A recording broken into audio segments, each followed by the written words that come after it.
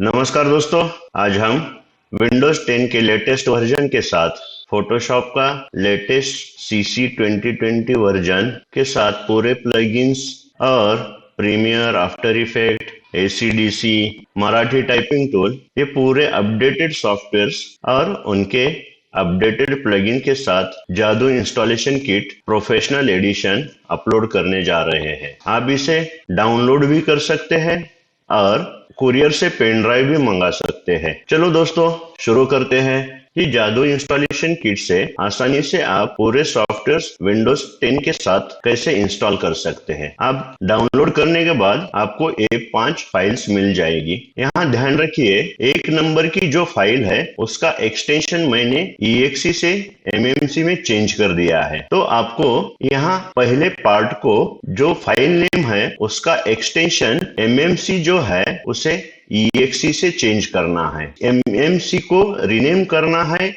EXE से।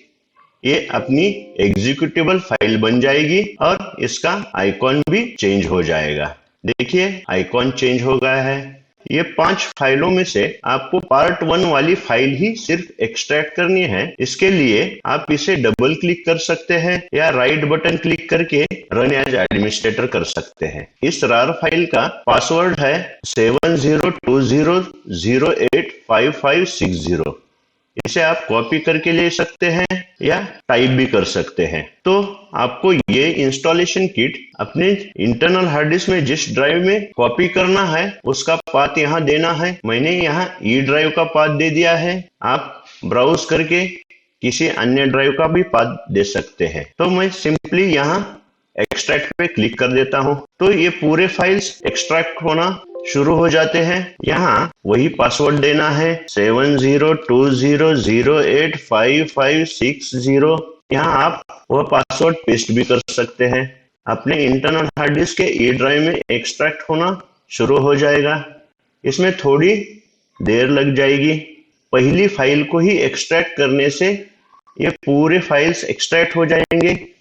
Part 2, part 3, part 4 यह extract करने की जरूरत नहीं है। आपको सिर्फ पहली फाइल डबल क्लिक करके पासवर्ड देना है और E ड्राइव में पूरे फाइल्स एक्सट्रैक्ट हो जाएंगे।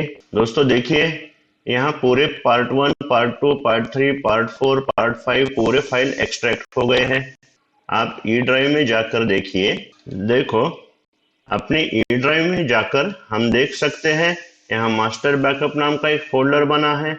उसमें बैकअप फाइल भी है और बूट रिकॉर्ड भी है और रिफ्यूज सॉफ्टवेयर भी है।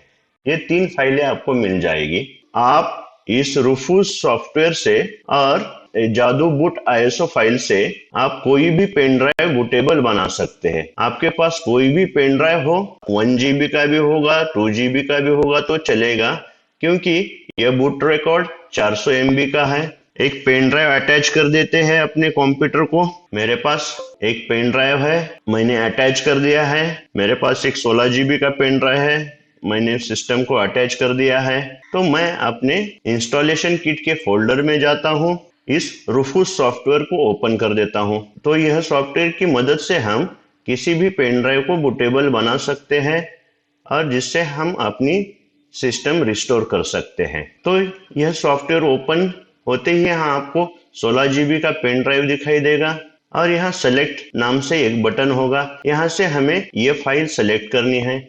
मैं सेलेक्ट पे क्लिक कर देता हूँ और अपने E ड्राइव में जाकर जादू इंस्टॉलेशन किट के फोल्डर में से जादू बूट यह ISO फाइल ओपन कर देता हूँ।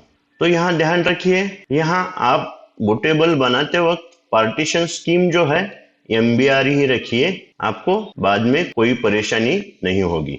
मैं स्टार्ट पे क्लिक कर देता हूँ। आपके पेन ड्राइव पे जो भी डाटा है वह काम का होगा तो कॉपी कर लीजिए, क्योंकि यह बूटेबल पेन ड्राइव होते हुए यह फॉर्मेट हो जाता है। मैं ओके पे क्लिक कर देता हूँ और यह pen drive bootable pen drive बनना शुरू हो गया है। ध्यान रखिए, यहाँ से सेलेक्ट बटन से आपको ISO फाइल का पाथ देना है और पार्टीशन स्कीम MBR रखना है। पेन ड्राइव किसी भी साइज का होगा तो चलेगा, कम से कम 1 GB साइज का तो पेन ड्राइव चाहिए जिससे हम बूटेबल पेन ड्राइव बना सकते हैं। ये देखिए हमारा पेन ड्राइव बूटेबल बन चुका है। मैं क्लोज बटन पे क्लिक करके रिफ्यूज सॉफ्टवेयर क्लोज कर देता हूँ। मैं अब अपनी सिस्टम रिस्टार्ट करके पेन ड्राइव से बूट कर देता हूँ। मेरे पास इंटेल का मदरबोर्ड है, इसलिए मुझे बायस में जाने के लिए F2 यह की है और बूट मेनू में जाने के लिए F10 यह की है। तो मुझे पहले बायस सेटिंग में जाकर एक सेटिंग ऑन करनी है, वह मैं पहले दिखा देता हूँ। देखो अपनी सिस्टम रिस्टार्ट हो रही है। इसे हमें पेन ड्राइव से बूट करना है, तो इसके लिए पहले हम बायस सेटिंग में जाते हैं। आपके मदरबोर्ड के अनुसार बायस सेटिंग में जाने के लिए कौन सी की है वह आप किसी से पूछकर, किसी दोस्त की सलाह लेकर जान लीजिए, या इंटरनेट से ही आपको पता चल जाएगा कि आपके बायस सेटिंग के जाने में की कौन सी है। तो यहाँ बायस सेटिंग में जाने के लिए F2 की है, इसे मैं टैप कर रहा हूँ। टैप करने के बाद ये बायस सेटिंग में मैं आ गया। F2 की टैप करने के बाद मैं बायस सेटिंग में आ गया है। यहाँ यह बूट मेनू है। यह बूट मेनू में जाकर मुझे एक सेटिंग ऑन करनी है। यहाँ नीचे देखिए, यहाँ EFI बूट यह ऑप्शन आपको डिसेबल मिलेगा या इनेबल मिलेगा, तो आपको उसे इनेबल ही करना है। मैंने पहले से ही इसे डिसेबल से इनेबल कर दिया है। अभी मैं इसे फिर से इनेबल करके दिखा देता हूँ। तो ध्यान रखिए, किसी मदरबोर्ड में इसका नाम UEFI होगा, CMOS सेटिंग होगा। मदरबोर्ड के अनुसार आपको इतना ध्यान रखना है। लेगेसी बूट के साथ ये UEFI बूट यह ऑप्शन आपको इनेबल रखना है। और इसे मैं एग्जिट में जाकर सेव करके एग्जिट कर देता हूँ, यस एंटर कर देता हूँ। और आपके बूट मेनू की है क्या है F10, इसे टैप कर देता हूँ। आपकी बूट मेनू की F10 है तो आपको यह बूट ऑप्शंस मिल जाएंगे। इसमें सैनडिस्क है, यह किंगस्टन की SSD है, ये तोशिबा की इंटरनल 1 TB की हार्ड डिस्क है, और ये UEFI बूट का किंगस्टन यानी SSD का नाम है। तो हमें पेन ड्राइव से बूट करना है और UEFI बूट करना है। ध्यान रखिए, UEFI और सैनडिस्क ये अपने पेन ड्राइव का नाम है। इसे मैं एरो की से नीचे जाकर वह सेलेक्ट कर देता हूँ UEFI सैनडिस्क और इसे एंटर कर देता हूँ। किसी मदरबोर्ड पे विंडोज लोडर सैनडिस्क ऐसा भी ऑप्शन आ जाएगा। तो ध्यान रखिए, आपको विंडोज लोडर या UEFI और पेन ड्राइव के नाम से ही सिस्टम बूट करनी है। मैं यहाँ एंटर की प्रेस कर देता हूँ और अपनी सिस्टम पेन ड्राइव से बूट होना शुरू हो जाएगी। तो यह हमारा जादू इंस्टॉलेशन किट का डेस्कटॉप आ गया है। इसमें आपको डेस्कटॉप पे AOMI पार्टीशन असिस्टेंट यह सॉफ्टवेयर मिल जाएगा। इससे हम SSD के या हार्ड डिस्क के पार्टीशन क्रिएट कर सकते हैं, डिलीट कर सकते हैं। आपको ध्यान रखना है, यहाँ आपके पास अगर SSD है तो SSD आपको GPT पार्टीशन में रखनी है। तो पहले मैं क्या कर लेता हूँ, अपने SSD के पुराने जो पार्टीशन होंगे वो पूरे पार्टीशन डिलीट कर देता हूँ। उसके लिए किसी भी पार्टीशन पे मैं राइट बटन क्लिक करके डिलीट पार्टीशन इसे क्लिक कर दूंगा और ओके पे क्लिक कर दूंगा। अभी ये C पार्टीशन है पुराना मेरे SSD का, उसे भी डिलीट पार्टीशन कर देता हूँ। आपको दिखाई देगा मेरे पास 240 GB की SSD है और उसके मैंने पूरे पार्टीशन डिलीट कर दिए हैं। अगर आपके हार्ड डिस्क पे जादू इंस्टॉलेशन किट करना है तो ये छोटे पार्टीशन और उसका C पार्टीशन सभी आपको डिलीट करना होगा और यहाँ हार्ड डिस्क पे राइट बटन क्लिक करके उसको जीपीटी में कन्वर्ट करना पड़ेगा। मैंने पूरे पार्टीशन डिलीट करके इसको जीपीटी में कन्वर्ट किया है और यहाँ ऊपर अप्लाई बटन पे क्लिक कर देता हूँ। प्रोसीड करने से आपके वह हार्ड डिस्क के पुराने पार्टीशन डिलीट हो जाएंगे, आपके एसएसडी के पुराने पार्टीशन डिलीट हो जाएंगे। मैं इस सॉफ्टवेयर को क्लोज कर देता हूँ और अपना AOME बैकअप पर यह सॉफ्टवेयर डेस्कटॉप से ओपन कर देता हूँ। पहले आपको ध्यान रखना है, AOME पार्टीशन असिस्टेंट से आपके एसएसडी के पार्टीशन, पुराने पार्टीशन डिलीट करने हैं और उसको जीपीटी पार्टीशन में कन्वर्ट करना है। इतना ध्यान में रखिए। AOME बैकअप पर सॉफ्टवेयर खोलते ही आपको यहाँ रिस्टोर टैब मिल जाएगा।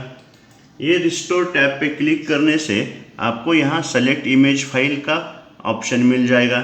मैं इसे क्लिक करके जो हमने ई ड्राइव पे मास्टर बैकअप फाइल दी है उस फाइल का पाथ देना है। यह वह फोल्डर में जाता हूँ और ये जो मास्टर बैकअप ADI फाइल है उस पर क्लिक करके ओपन कर देता हूँ। ये सिस्टम पार्टीशन का बैकअप है और इसे हमें दूसरे लोकेशन पे रिस्टोर करना है। तो यहाँ मैं चेक मार्क लगा देता हूँ, restore system to other location, और नेक्स्ट बटन पे क्लिक कर देता हूँ। नेक्स्ट बटन पे क्लिक कर देता हूँ। आपको यहाँ अपनी SSD दिखाई देगी, वह SSD को सेलेक्ट कर देता हूँ और नेक्स्ट बटन पे क्लिक कर देता हूँ। तो यहाँ आपको आपका डेस्टिनेशन मिल जाएगा और आपके C ड्राइव के पूरे पार्टीशन यहाँ पे दिखाई देंगे। तो मैं यहाँ, अगर आपके पास SSD है तो SSD अलाइनमेंट पे चेक मार्क लगा देता हूँ और स्टार्ट रिस्टोर बटन पे क्लिक कर देता हूँ। तो अपनी यह सिस्टम रिस्टोर होना शुरू हो जाएगी। 5-10 मिनट में ये पूरा प्रोसेस हो जाएगा। है ना आसान? देखिए हमारा सिस्टम पूरा रिस्टोर हो चुका है, 100% हो चुका है।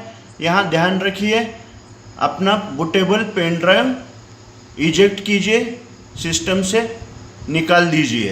ये देखो मैंने पेन ड्राइव निकाल दिया है। अब यहाँ पे फिनिश बटन पे क्लिक कर देते हैं। हमें अब ये सॉफ्टवेयर बंद करना है और स्टार्ट पे क्लिक करके अपनी सिस्टम रिस्टार्ट करना है। तो अब अपने C ड्राइव से या SSD से सिस्टम बूट हो जाएगी। बूट होने के लिए थोड़ा टाइम लगेगा। अपनी सिस्टम SSD से UEFI बूट या विंडोज लोडर से बूट करने के बाद आपको ये डेस्कटॉप मिलेगा। डेस्कटॉप में पूरे अपने सॉफ्टवेयर्स पूरे इंस्टॉल होंगे। Photoshop, recovery software, Marathi Hindi typing tool, अबे प्रीमियर, आफ्टर इफेक्ट, ये सब सारे सॉफ्टवेयर। इसके साथ ये एंटीवायरस है, विंडोज़ के साथ लाइफ टाइम फ्री आता है। अच्छा एंटीवायरस है, दूसरा एंटीवायरस डालने की जरूरत नहीं है।